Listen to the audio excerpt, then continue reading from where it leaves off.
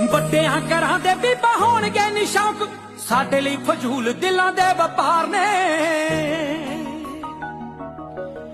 ਖੇਤੀਬਾੜੀ ਨਾਲ ਮਸਾ ਚੱਲਦਾ ਗੁਜ਼ਾਰਾ, ਸਾਡੇ ਵੱਸ ਦੀ ਨੀ ਗੱਲ ਕਰਨੇ ਪਿਆਰ ਨੇ।